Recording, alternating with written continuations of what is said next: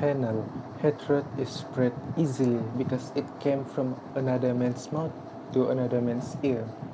Unfortunately for us, this form of hatred has now spread once again through a new, more modern shape that we may now know it as cyberbullying. And we, the government, firmly believe that introducing a law to punish netizens on cyberbullying remarks should be introduced. Honored adjudicators, precise timekeepers, fellow colleagues, respected opponents, and members to the House, I tip my hat to you, and as for today, I will be doing two things in my speech. First, I will give you a complete key setup on the definition and scrap on why introducing a law to punish netizens on cyberbullying remarks is a must, and give key points on our side. Our second speaker will then give points on why punishment is justifiable and thus a law should be allowed, and he or she will rebut the opposition side's points. Our third speaker will then sum up our case on why we win today's debate. Moving on to the definition. First, in all of its features, law refers to the system of rules which a particular country or community that recognizes as regulating the actions of its members and which it may impose by the imposition of penalties. Secondly, punish that refers to a procedure in which certain responses have consequences. Thirdly, netizens are a term that is created from net culture that refers to an active participant in an online community. And lastly, cyberbullying.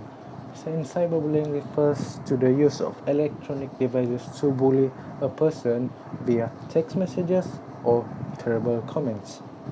Now, status quo.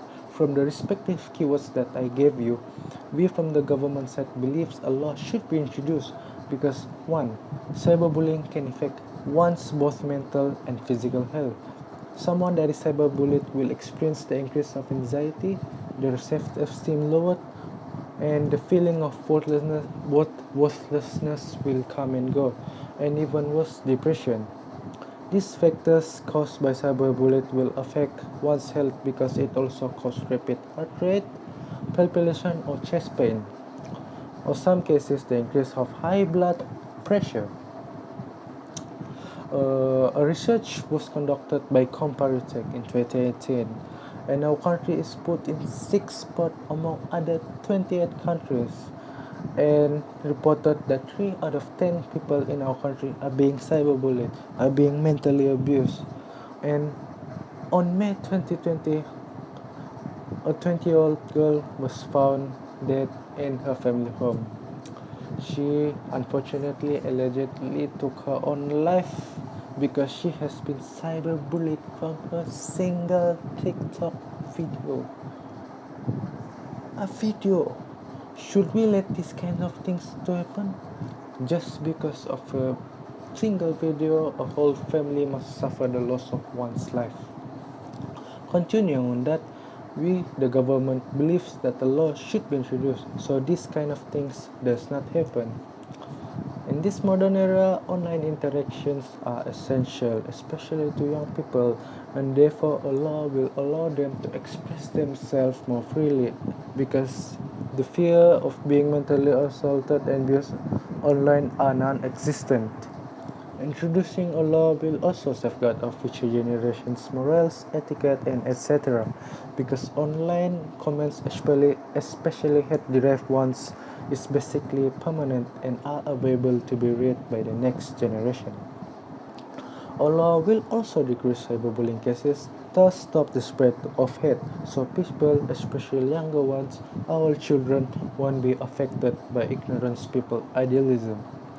Moving on to my second point, a law should be introduced so our country's image and status will not be disgraced. Our netizens have the tendency to cyberbully people even if they are across the world.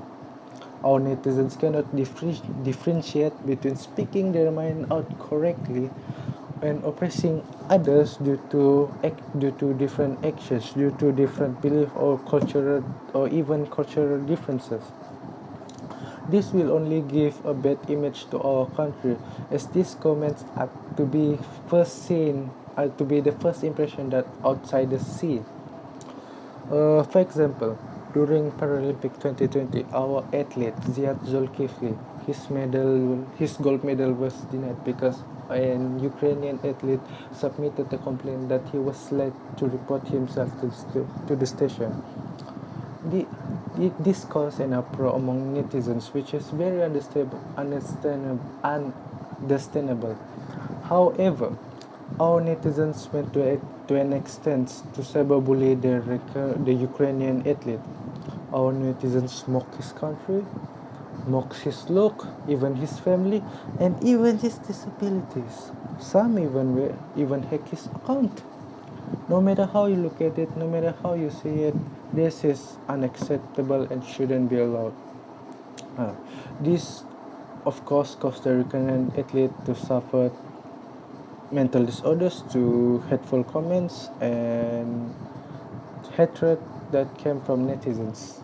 This, of course, gave a bad look to other countries, as they seen us netizens as people who doesn't have morals, and our country is full of hooligans. All that I just have said further strengthens my stand that a law should be introduced to punish those who cyberbully others, to show to outsiders and to change their views on us that our country is not made out of these hateful netizens, and to show our country and to show other country that we, Malaysia, condemn this kind of behavior and will never ever tolerate it. Humans have always believed that every action has an equal and opposite reaction, or in other words, karma.